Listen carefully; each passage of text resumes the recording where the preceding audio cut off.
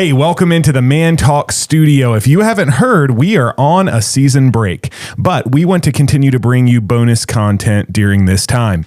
Today, we are going to hear a challenge from Pastor Paul Herold as he challenges us on what it means to live in the fullness of God. What does it mean to be filled up with God's power flowing through our lives? Let's listen in to Pastor Paul Herold today.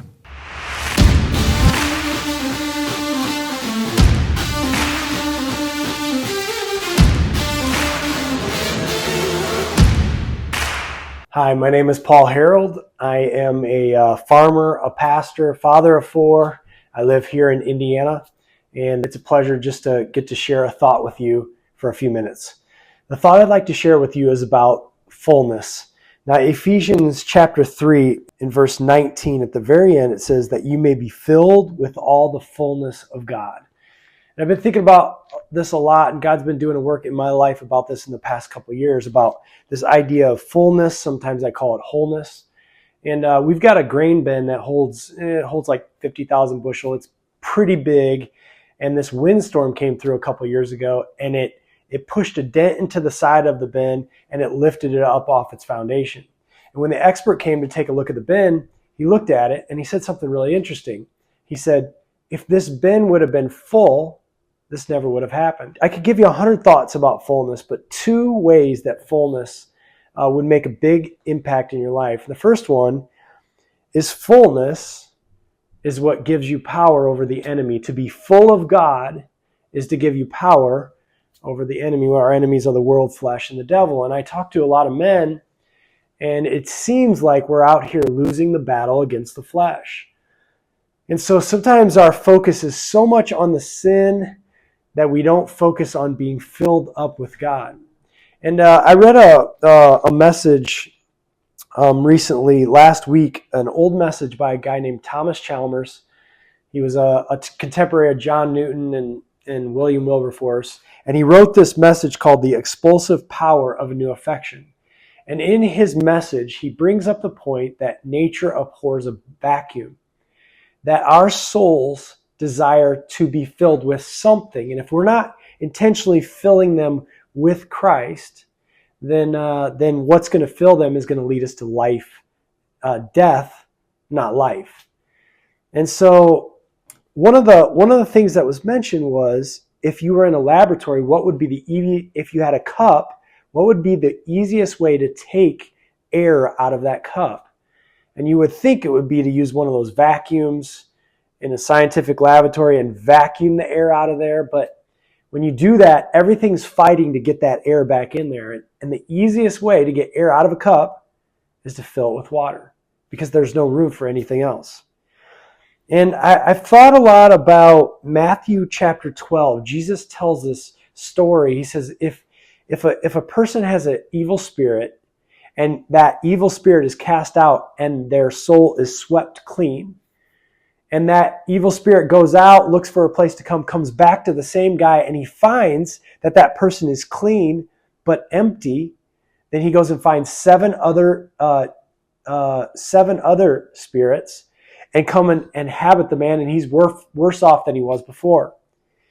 And I've thought a lot about that it's not enough just to be clean. Sometimes we feel really good when we're clean, when our children are clean, but maybe our cleanliness just means we're doing a good job isolating ourselves from the world and keeping bad away from us. But someone that's clean but empty is so susceptible to all of the lies and the temptations of the flesh and the world. And that's why sometimes kids that seem like, man, they're just so clean and pure, but it's because they're empty, because they're not full. When they leave, it doesn't go well. And I've started to see this as more like appetite, because what I've realized is that when I'm headed towards the flesh, it's because I'm hungering for something. And I've started to even see people that are struggling with sin, and when I struggle with sin, seeing myself and others in a different way. There's a proverb that says, people don't despise a man when he steals to satisfy his hunger. And really, people when they're searching for something to fill themselves and it's not God, it's because they're starving. And it's no coincidence that Jesus said, I am the bread of life. If you eat of me, you'll never hunger again. He said, I am the fountain of living water. I am living water. Drink of me and you'll never thirst again. And God's intent all the time, Jesus' intent was to fill us and satisfy us in him and nothing else. And so some of the best stuff I've read about killing sin is in Milton Vincent's book, A Gospel Primer. And in this, he has a chapter on mortifying the flesh. And he says something. He says, when my soul sits empty and is aching for something to fill it, such deceptive promises are extremely difficult to resist. So consequently, the key to mortifying fleshly lust is to eliminate the emptiness within me and replace it with fullness. He goes on to say this that has just really stuck with me. He says, to the extent that I am full, I am free. And that's what Jesus wants to do in all of our lives, is to fill us up so we're free. The second thing that fullness does is it allows us to lead with freedom. And each of us are called to lead and influence different people. And so I've learned this. We can't lead people that we need something from. And if you're leading people, or maybe even your kids, and you need something from them, acceptance, validation, if you need them to tell you you're wonderful, if you need them to like you, if you need them to love you, you essentially aren't leading them, they're leading you.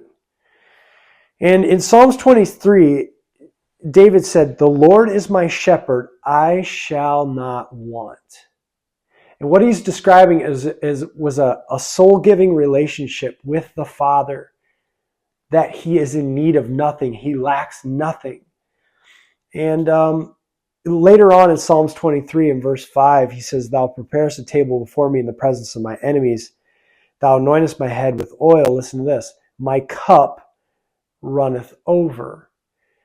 And the only way to live and lead is from a cup that is running over. People that are not filled up are so susceptible, and they're in a vicarious position.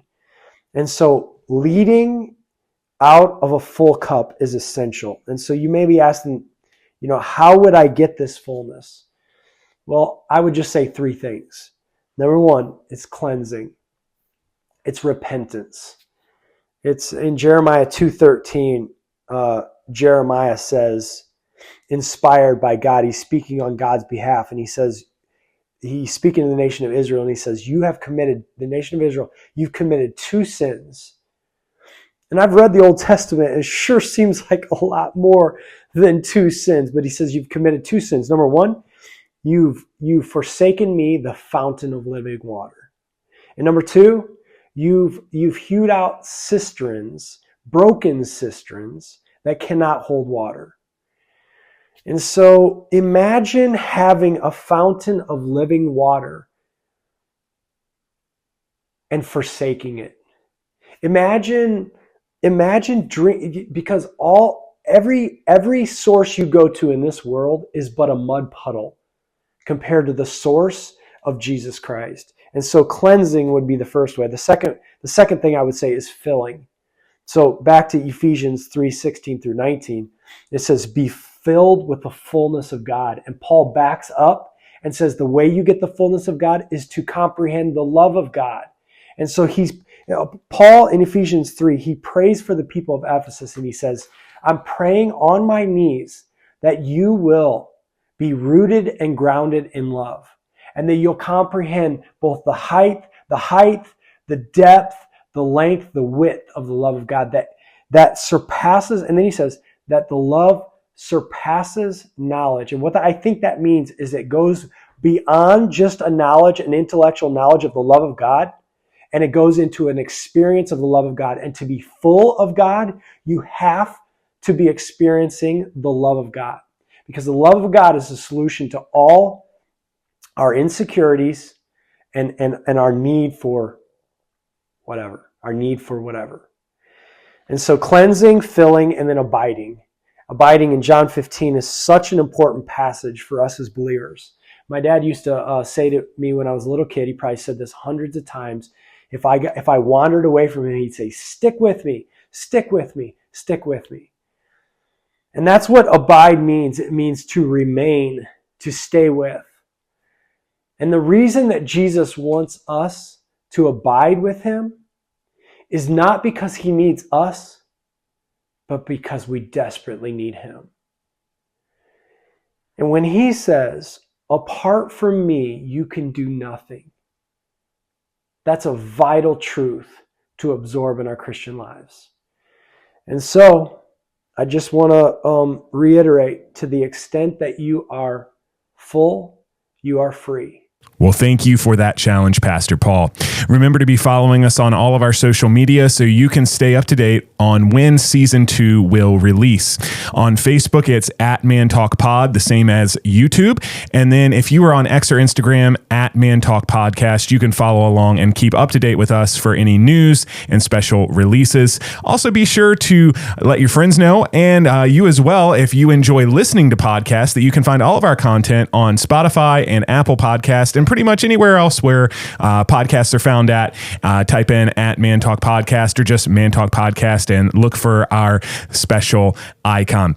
Well, we can't wait to see you back here in the Mantalk studio for more bonus content, and also very shortly for season 2 of Mantalk. We'll see you later.